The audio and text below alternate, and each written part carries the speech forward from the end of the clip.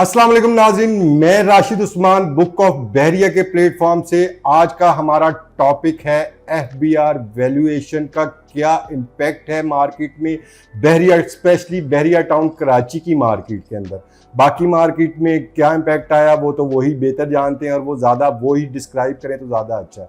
हमारी मार्केट के अंदर कोई खातिर ख्वाह एफबीआर के इम्प्लीमेंट होने के बाद कोई इतना बड़ा इम्पैक्ट नहीं आया जिससे कि हम ये कहें कि मार्केट में बहुत ज़्यादा बूम आ चुका है, ये आ चुका है, टैक्स में इतनी ज़्यादा रिलैक्सेशन दी गई है जिससे इंसान को बहुत ज़्यादा बाइंग आ गई है। देखिए, बाइंग करना मेरे हिसाब से इस टाइम जो पाकिस्तान में महंगाई की शरह इतनी ज़्यादा है जिसकी वजह से काफ़ी सारे लोग इस टाइम बाइंग कर नहीं पा रहे, वो अपना घर चलाएं या बाइंग करें।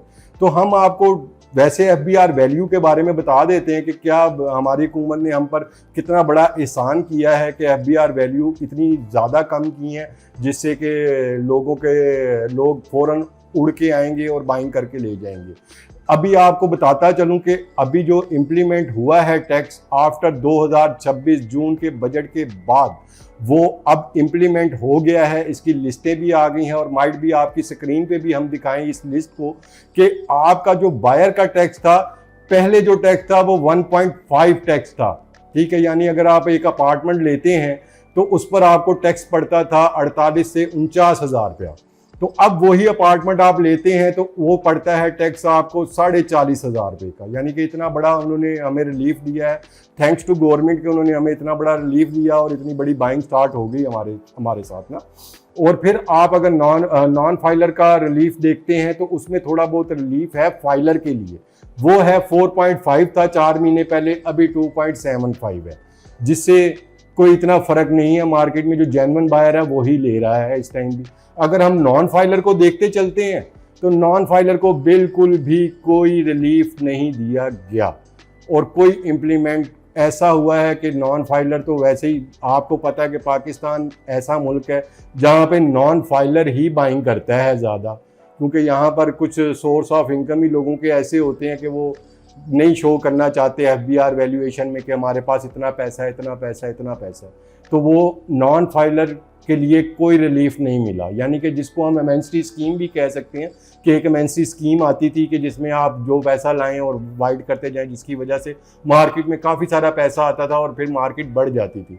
तो ये आपका नॉन फाइलर का जो बायर का टैक्स है इस टाइम वो है 10.5 और जो सेलर का नॉन फाइलर का टैक्स है वो है 11.5। अब आप खुद फैसला कर लें कि इसका एफबीआर वैल्यू से कितना को फर्क पड़ेगा मार्केट में। हाँ, जो बहरिया टाउन की मार्केट में इम्पैक्ट आया था, इम्पैक्ट है या आ रहा है, वो जेन्युइन बायर है, वो आफ्टर ये मलीर एक्सप्रेस वे का है, शाहराह भुट्टो का है और कुछ जो इन्वेस्टमेंट हमारे मिसाइल हजरात जो डीएचए से भी गए हुए थे, कुछ बहरिया से भी गए हुए थे कि दुबई में आग लग गई है प्रॉपर्टी को और वो वहाँ पर सारा पैसा लेकर गए हुए थे, अरबों खरबों रुपया यहाँ से लेकर गए हुए थे वहाँ पर, और वहाँ पर उन्होंने इन्वेस्टमेंट की, चाहे वो मलक रियाज साहब की सोसाइटी में की दुबई में, या उन्होंने की कुछ अपने प्लाजाज वहाँ पे बनाए।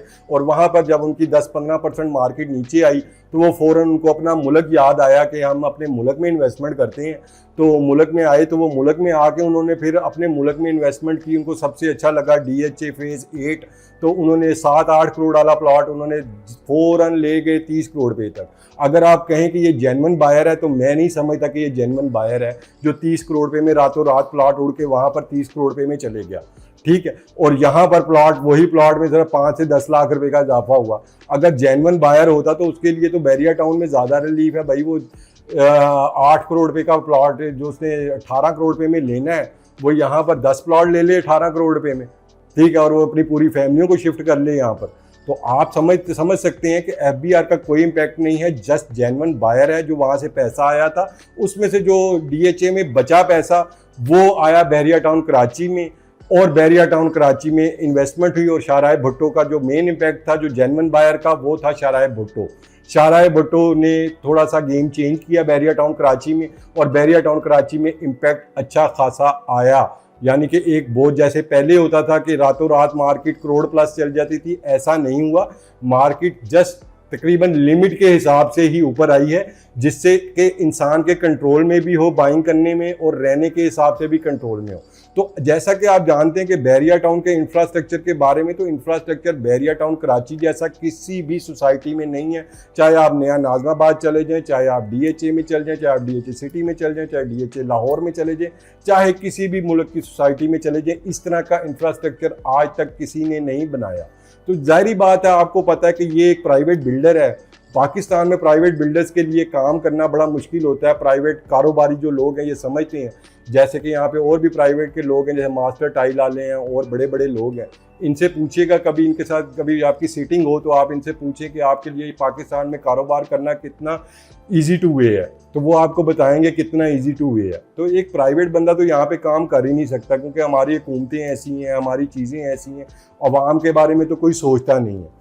तो इस लिहाज से हमारी ये वीडियो थी कि आपको FBR वैल्यू के बारे में जो इम्पैक्ट जो लोग बताते हैं कि बहुत ज़्यादा आया, नहीं, जस्ट जेन्युइन बायर है, वो भी जस्ट शाहराय भुट्टो की वजह से है, मलीर एक्सप्रेस की वजह से है, या वो बची कुची जो मिज़ाइलों की पेमेंट आई है जो स्क्रैप में बिके हैं, वो मिज़ाइलों की पेमेंट आई है, तो वो मिज़ाइलों की थोड़ी बहुत पेमेंट यहाँ पर लगी है। तो थैंक यू वेरी मच आपका वीडियो के साथ कनेक्ट रहने का। नेक्स्ट वीडियो में हाजिर होंगे नेक्स्ट कंटेंट के साथ। अल्लाह हाफिज़।